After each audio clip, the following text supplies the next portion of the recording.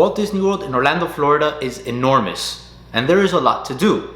And that is why there is a lot that goes into planning a trip to Walt Disney World. So today, I wanted to share some tips that will help you make the most out of your Walt Disney World vacation. Now, my first couple of tips are things that I recommend doing before your vacation. My first tip is to make dining reservations, especially for the more popular restaurants like Ohana and Be Our Guest. If you plan on going to a Walt Disney World restaurant, I highly suggest making an advanced dining reservation in order to guarantee your seat in that restaurant. Advanced dining reservations can be made in many of the table services found throughout Walt Disney World and some quick services like Be Our Guest and ABC Commissary, but they are not mandatory. You could always walk up to a restaurant that takes reservations to see if they could seat you down and you could eat there, but that is not guaranteed. That is why I highly recommend making dining reservations, especially in the popular restaurants like Be Our Guest and Ohana, which most likely will not allow you to walk in. Dining reservations can be made 180 days in advance for everyone, but if you're staying at a Walt Disney World resort, you can make reservations for the length of your stay up to 10 days of your vacation. Meaning you could actually make reservations for a restaurant up to 190 days in advance. Now, my second tip is to make fast passes in advance. Walt Disney World is a very popular tourist location, and during the more crowded seasons like the holiday seasons or 4th of July, the wait times for rides can be insanely long. That is where FastPass Plus comes in and saves the day. Now, as of right now, you can make 3 fast passes per person per day at one park. And after you've used up those 3 fast passes, you can make another one. And after you've used up that one, you can make another one, and so on until you cannot make any more fast passes. Now, fast passes can come in handy in your vacation, especially during the more crowded days. Like this, you wouldn't have to wait in the super long standby lines. You could just hop on the FastPass line and wait shorter wait time. Now, FastPasses can be made up to 30 days in advance or 60 days if you are staying at a Walt Disney World resort.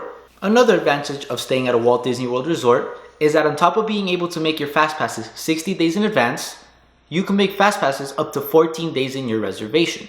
Now, my third tip is prepare for Florida weather. Florida is hot and rainy most of the year, so I suggest preparing for that in advance. Pack your clothes according to the weather and the time of year that you're going in. So for the summer, pack shorts and t-shirts and light clothes in order to not feel that hot. And during the winter, the temperatures can drop a little bit, so I suggest jeans and slightly warm clothes. I also suggest packing a lot of sunscreen and umbrellas. And my fourth tip is bring comfortable shoes. Now, this is super important. As a little kid, I would bring basketball shoes and Jordans to the parks, and that was not the smartest decision of my life. When I got back home, I would have to face the consequences of my decisions. So I learned from personal experience that wearing comfortable shoes is the way to go. So bring comfortable walking and running shoes, since you will be walking for miles at Walt Disney World. My fifth tip is to download the My Disney Experience app on your phone.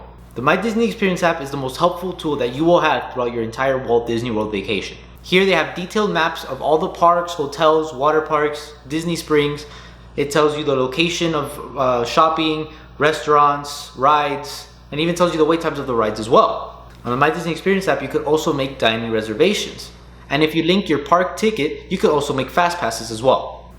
And with some of the new features that they have now in the My Disney Experience app, if you link your reservation to your account, you can open your room door with your phone, and you could check when the buses will arrive at your hotel. So My Disney Experience app will have all the information and things that you need in order to make the most out of your vacation at Walt Disney World. Now, my next couple of tips will be to make the most out of your vacation while you are at Walt Disney World already.